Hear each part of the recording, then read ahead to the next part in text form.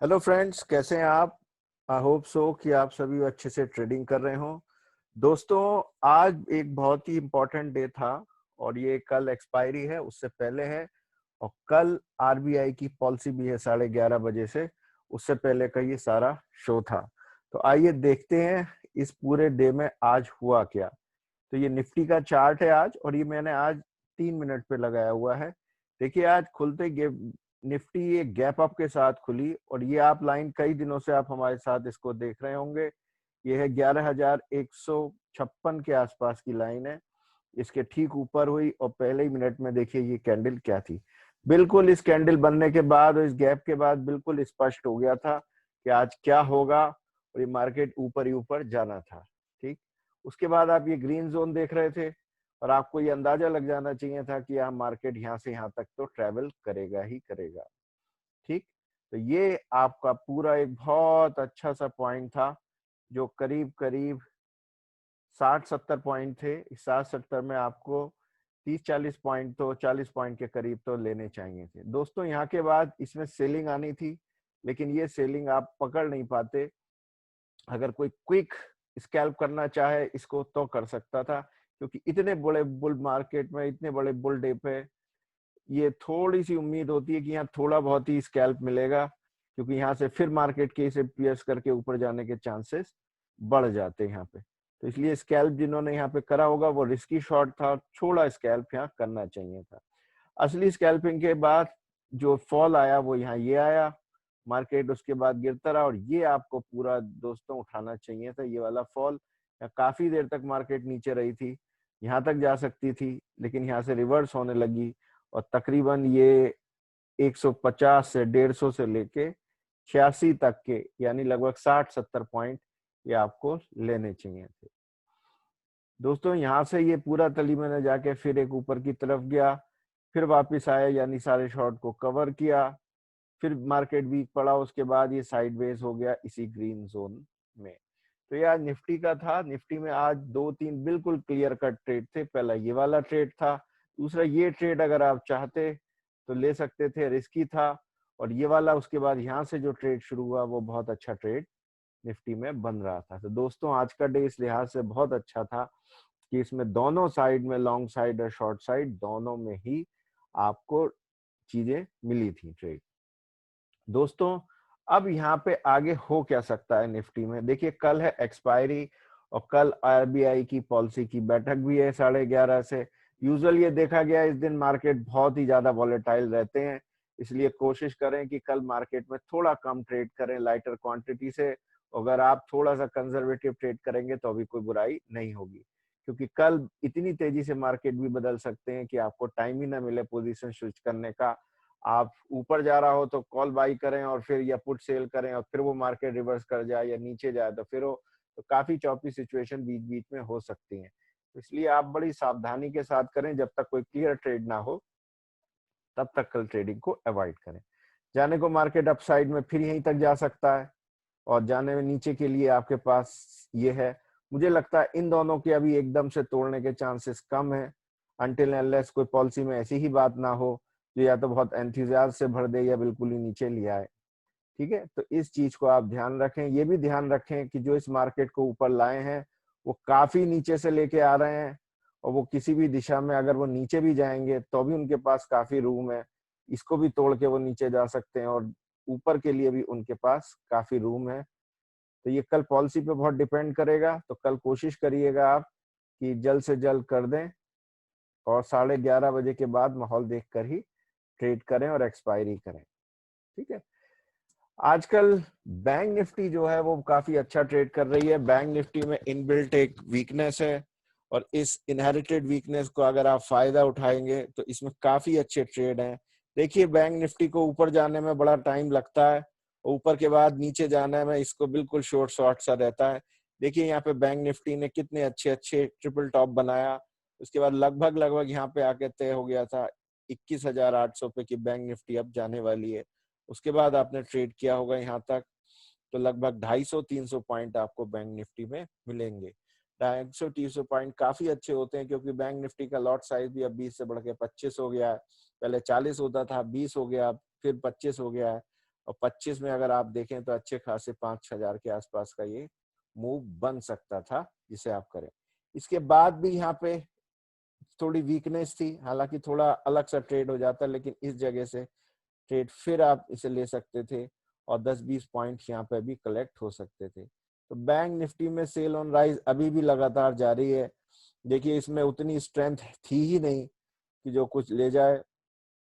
बाकी स्टॉक में देखें, देखिए एसबीआई का बुरा हाल था, इतने गैप के से खुल के सीधा वो स्ट्रेट ऊपर जाने के बाद जो फॉल आया, तो हायर लेवल पे इन सब में फॉल चल रहा है, जो कि एक अच्छा संकेत नहीं है। एक्सिस बैंक में भी ये सब चल रहा था, एक्सिस बैंक भी बाजार से कुछ पैसे उठा रहा है, तो उस चक्कर में भी इसका सब कुछ है।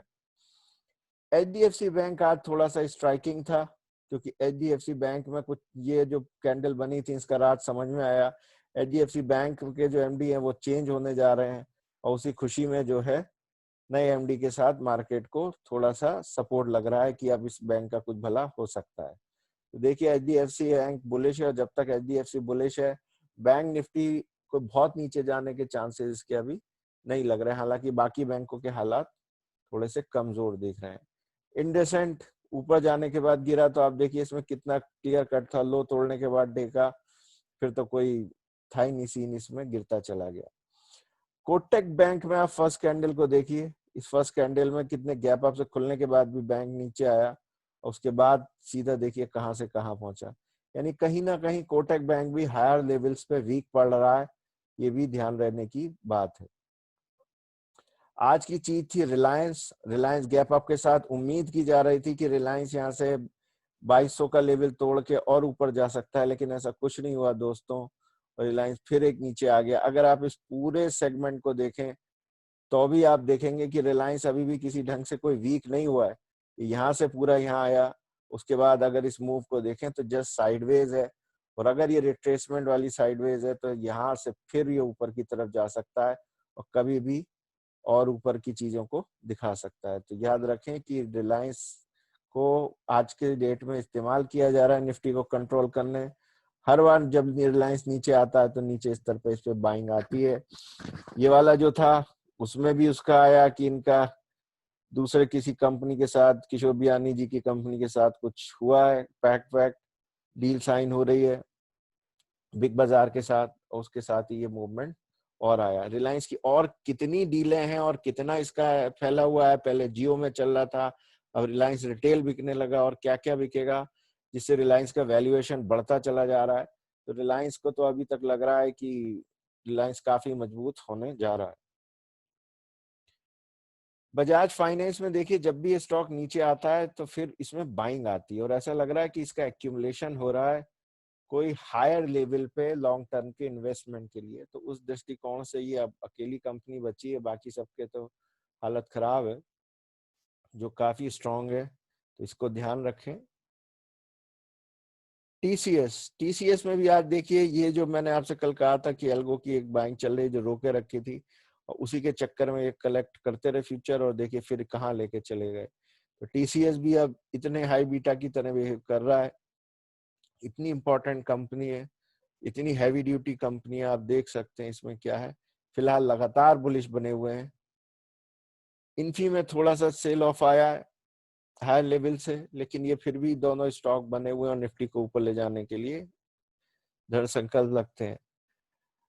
आईसीआईसीआई बैंक में थोड़ी सी रिकवरी देखने को मिल रही है, हालांकि जितना एक्सपेक्टेड था अभी उतना नहीं है, क्योंकि यहाँ निचले लेवल पे है। तो मुझे लगता है आईसीआईसीआई बैंक आने वाले टाइम में यही है, और इसके सिर्फ इस्तेमाल बाजार को मैनिपुलेट करने के लिए होगा। अभी इन सबसे उम्मीद कोई रखनी नहीं चाहिए। एचडीएफसी भी अच्छा खासा स्ट्रांग है, और फिर हम निफ्टी पे आ जाते हैं। तो दोस्तों ये कहानी है, देखने के लिए कोई बहुत खास स्टोरी नहीं है। अपना थोड़ा सा अगर आप ऑप्शन चेन पे ध्यान दें तो आपको एनएसई की ऑप्शन चेन में देखने को मिलेगा कि इस वीक में कल 11,200 पे खूब राइटिंग है, जम के है। कल जितना कल इसमें अनवाइंडिंग हुई थी, आज उससे कई गुना ज्यादा इसमें राइटिंग हो गई है। कॉल राइटर ने फिर इसमें कुछ सब कुछ राइट किया आज जब मार्केट गिरा है। और देखिए जरा 11,300 11,200 इस पे कितनी हैवी राइटिंग करी गई है। डाउन साइड में जो आपको ओपन इंटरेस्ट देखने को मिल रहा है वो तो इंस्टेंट ही 11,100 पे मिल रहा है, लेकिन ये वीक है। अगर थोड़ा सा और चेंज इन ओपन इंटरेस्ट है, अगर आप देखो तो 11,000 पे ही सबसे ज्यादा ओपन इंटरेस्ट है। इसीलिए मुझे लग रहा है कि ये 23 लाख का ओपन इंटरेस्ट किसी भी टाइम टूट के नीचे पहुंच जाएगा और निफ्टी नीचे की तरफ ऑप्शन चेन के हिसाब से वीक लग रही है। तो दोस्तों इन चीजों को ध्यान रखें कि कब तक क्या है, लेकिन 11,000 से टूटना इतना आसान नहीं है, क्योंकि ये फिगर है और जैसे ही आप आएंगे बहुत सारे यहाँ पे चीजों को ऑब्स्ट्रक्ट कर लेंगे। तो कल का डे बहुत ही सावधानी से ट्रेड करने का है दोस्तों। अपने दोनों अपसाइड डाउनसाइड मूव को ध्यान रखिए, मार्केट को आगे चलने दीजिए, मार्केट को प्रिडिक्ट मत करिए, और जब आगे चले तब उसको फॉलो करिए। आपको निश्चित तौर पे पैसा बनेगा मार्केट में धीरे धीरे। तो in the last, this is this disclaimer, this is video is just for educational purposes. Please consult your financial advisor before taking any trade. So thank you and happy trading.